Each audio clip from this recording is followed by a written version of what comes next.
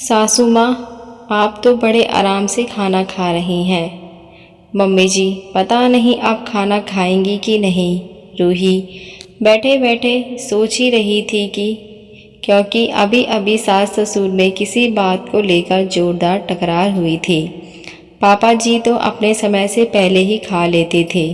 सुनैना, रूही और परम साथ साथ खाते थे, लेकिन ये क्या, अगले ही पल सुनैना की आवाज़ सुनाई दी, बहू खाना लगाओ आकर, बहुत जोरों की भूख लग रही है। आई मम्मी जी, और रूही ने जल्दी से खाना लगा दिया। आज परम तो अपने ऑफिस के काम से बाहर गया हुआ था, तो बची अकेली सास बहू। अरे मम्मी, अभी आपका पापा से झगड़ा हो रहा था और अभी अभी आप इतना मस्त होकर खाना खा रही हो कि महसूस ही नहीं हो रहा है।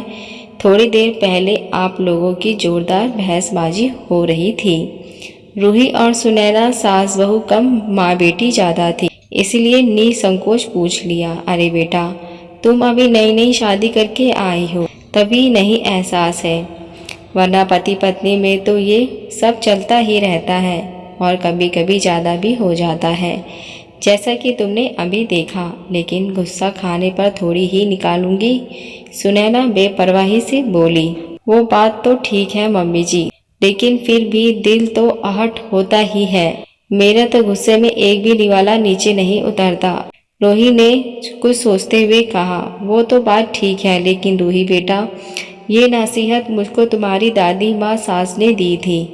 कभी भी, चाहे जितना भी किसी से झगड़ा हो जाए, चाहे कितना भी किसी से गुस्सा हो जाओ, लेकिन कभी भी अपना गुस्सा खाने पर मत उतारना, क्योंकि ये अन्न देवता की थाली होती है, जो कि बड़े भाग्य और ना जाने कितने लोगों के पुष्टता के बाद हमारे पास आती है। अगर इसका अपमान करोगी तो माँ अन्नपूर्णा रुष्ट हो जाएंगी और दूसरे खाना खाने के बाद गुस्सा भी अपने आप ही शांत हो जाता है। उन्होंने ये भी समझाया कि पति पत्नी के झगड़े में पति तो घर से बाहर जाकर सबसे हंस बोल लेता है, दोस्तों के साथ कुछ खा पी भी लेता है, लेकिन बेचारी पत्नी दिन भर गुस्से के मारे भूखी रहकर कुड़कुड़ करती रहती है। इसलिए सबसे पहले पेट पूजा, फिर काम दूजा। और इसलिए मैंने कभी भी लड़ाई झगड़े का प्रभाव अपने खाने पर नहीं पड़ने दिया। जमकर खाओ और तनकर खाओ और फिर गुस्सा दूर भगाओ, सुनैना ने हंसते हुए कहा। अरे वाह मम्मी जी, ये तो नसीहत आपने सचमुच बहुत बढ़िया दी है।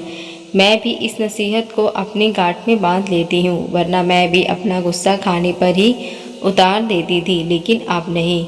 रूही खिलखिलाते हुए बोली, हाँ बेटा, अब अगर खुश रहना है तो सचमुच ये नसीहत बड़ी कारगर है। और सुनैना फिर से खुशी खुशी खाना खाने लगी। दोस्तों, सचमुच ये नसीहत छोटी ज़रूर है, लेकिन बड़ी कारगर है, क्योंकि अक्सर यही होता आया है कि महिलाएं जरा सा गुस्सा हुई नहीं कि सबसे पहले खाना छोड़ देती हैं।